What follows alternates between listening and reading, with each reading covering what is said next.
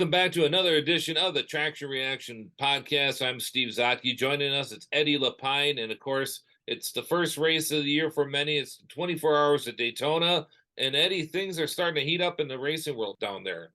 Well, I don't know if Florida's needs to heat up a little bit. It's been a little chilly. Those 30-degree nights are upon us, and usually that indicates the race is coming. So hopefully the weather's getting out of the way, and we're finally going to have a nice weekend for racing in a couple of weeks.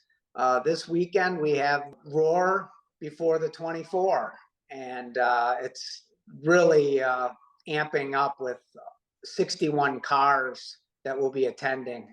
And that's one thing I know a lot of us, that's one of the first things you look at is how many cars are you going to get?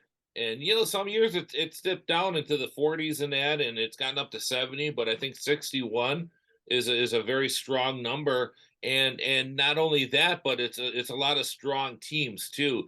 And I think headlining the new cars, of course, it has to be Team Penske with the Porsche 963, which a lot of race fans, Porsche fans, you name it, are quite excited about the new car, aren't they?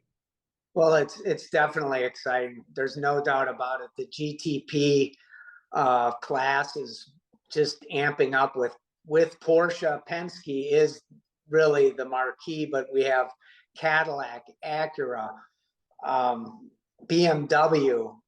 It's really exciting to see the manufacturers getting ready for this race, and I think it's going to be a tough race for them because they've been pushed to the limits to try to get all these cars ready with supply chain delays and engineering and making things and not getting enough testing time. Penske was down at Sebring this week testing, and they're trying to get as much testing done for this race because, you can do so much testing, but when it comes to race, it's a whole different animal. Right. I mean, a lot of these teams, they do a lot of stuff. They do stuff on the computers. They're running programs and whatnot. That only takes you so far. And then the on-track testing, you can do a lot of testing there. But until in race conditions, that's when it really counts. And it'll be interesting to see. I'm sure there'll be some teething problems. But if anybody who could surprise some people, it would be Porsche and Team Penske, which has always been quite the combination for many, many years, haven't they, Eddie? Well, it just brings back the time when Roger did the Porsche Spider in 2000. What is it? 5, 4. When they came at that time, it was exciting. I mean, the Porsche fans are just above anybody in the racing world. They really are. They're very dedicated. Very much so. Yeah. I mean, Corvette is also, but Porsche just they're really passionate about racing, and I think this is really a big deal. And Penske, this is just one more thing he wants to do is get back into sports car and win Le Mans, the 24-hour race at Daytona. He wants to check those on his bucket list for sure. Yeah, then you got Team Andretti and Wayne Taylor combining forces, and Andretti's been certainly with the news. We'll talk about the Formula One thing. We'll just touch base on that in just a moment. But Andretti coming back into IMSA. What's the scuttlebutt on that? What's the feedback you've been hearing? I think Andretti wants to. I mean, they're going to have a team with Jarrett, and they've been running that not full board, but just getting their feet wet back. They ran in the ALMS series a few years ago, and they just want to get back into sports car racing. It's where it's at, and what better way to get in is combined with Wayne Taylor. I think both of them together, Wayne has won so many things, and I think Andretti wants to maybe take a couple shortcuts to get to sports car racing, and I think Wayne's the guy for him. Well, it makes a lot of sense, especially for Andretti, and it makes sense for both because Wayne Taylor, you have an experienced team, But bringing Andretti on helps a lot with engineering, but not only that, but also from a commercial side. And Wayne's a smart guy. He's been in the business for many, many years. He's got a good team behind him. It checks a lot of boxes, and it makes that team a lot stronger. And hopefully, they will expand too in the future. Well, I think you're right, and I think the ultimate thing is, all these teams want to go back to Le Mans.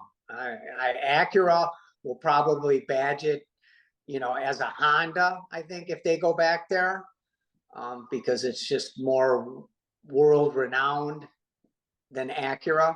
But I think, and Andretti wants to be involved in that.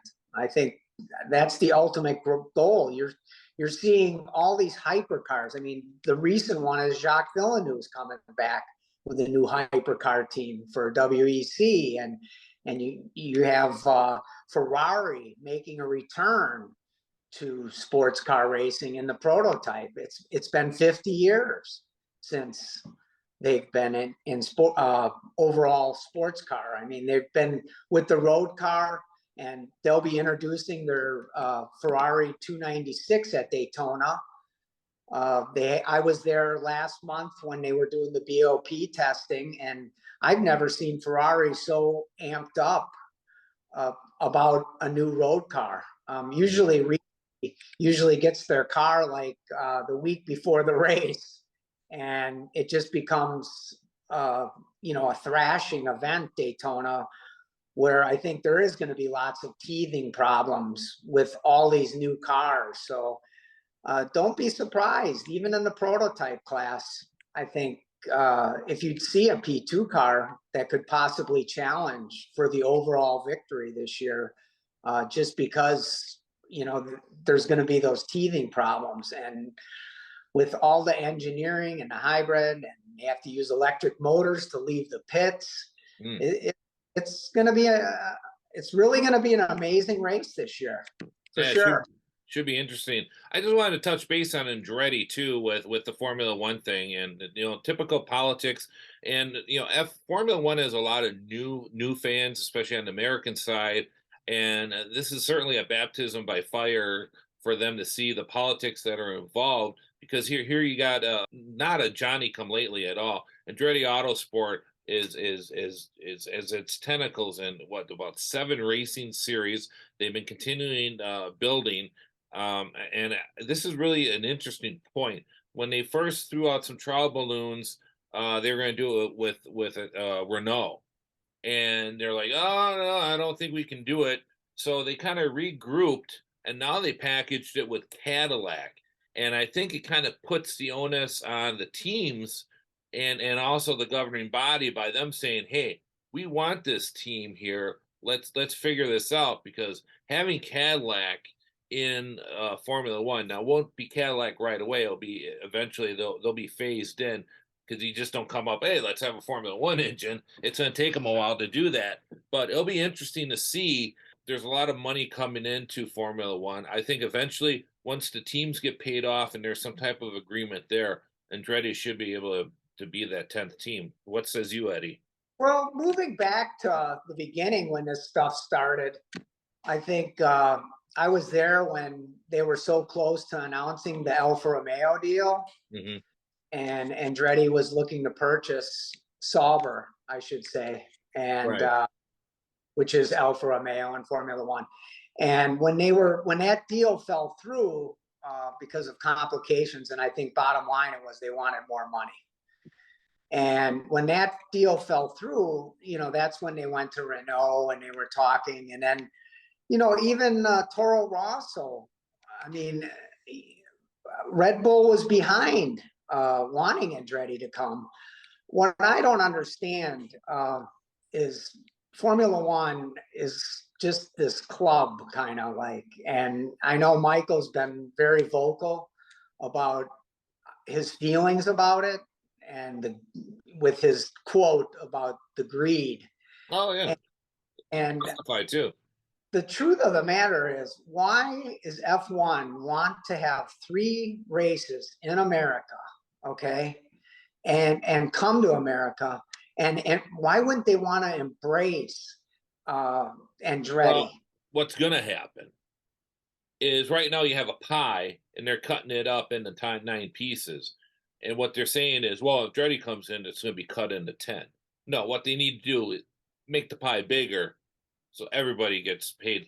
As long as they get paid the same, something will have to be figured out that way. And I think the way Formula One is growing, they should be able to. So, but I I we don't could know. talk another hour on this. I don't want to get too bogged down on this because we got Will Power in the Yeah, 24 hours at Daytona.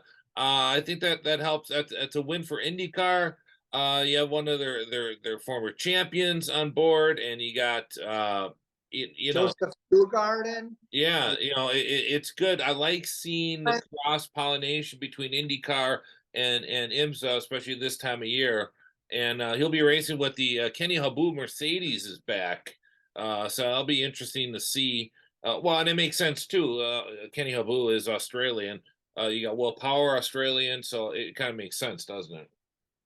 Just great to see them. I mean, they've always, there's always been these cross, especially at Daytona, because they're basically, I mean, Scott Dixon's run it for how many years? Daytona. Right. And, Julio's run it for how many years? And I think it's good, that they get in something, and I think it's awesome that Daytona's becoming that. And Daytona's always been that. I think, though, this year is just really an exception.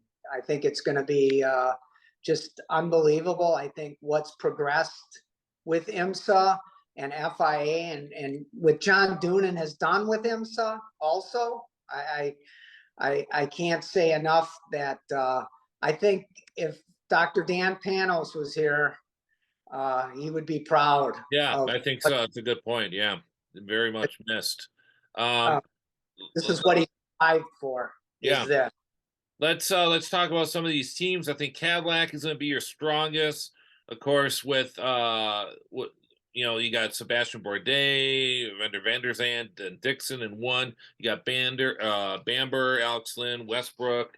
I mean, they're going to be very formidable. You got the Hanukkah team, Ricky Taylor, Albuquerque, Brendan Hartley, who I think is very talented and underrated. Is any of these teams that kind of stick out? Meyer Shank, of course, they're back. Colin Brown and Elio and Pagano. Anybody that kind of goes, hey, that's the team to look for. Well, I think, I mean, it's whoever's going to have the least amount of problems. I Yeah. guarantee. I mean, I think Penske, you got to think the way they come into this, they're a favorite, definitely. But I Too many teething problems. I agree. If anybody could do it, it's Penske, but I don't know about that. but Cadillac is looking good. I mean, Yeah. you can't count Michael Shank out. I mean, the accurate team, they're bringing Colin Brown over, and he's a great shoe. I'm happy he got a good ride for this year. There's lots of, I mean, I don't think you can count really anybody out. I think the team that's a little bit behind right now and is BMW. I think Yeah. they've had some issues. So I mean, but we're going to find out this weekend. We'll find out definitely. There won't be any sandbagging. I could tell you that. We're talking to Eddie LePine here, and before we go, real quick, GT Pro, is Corvette going to be back in the front? They've kind of struggled recently. What's their outlook? Well, I mean, it just depends on how they show up next week. I mean, when part of the, when you say struggle, the BOP is a big deal. Yeah. And it's the tires and the BOP, that combination. If they don't get the tires right, what their selection is, they're stuck with them for the year. And I think that among all of them, I mean, anybody can rise. I definitely, Faf is going to be a favorite with Porsche. I mean, they're bringing back Patrick Pilet. He's going to be in that car, and Lawrence Vantor, the champion from a couple of years ago, and another one of Penske's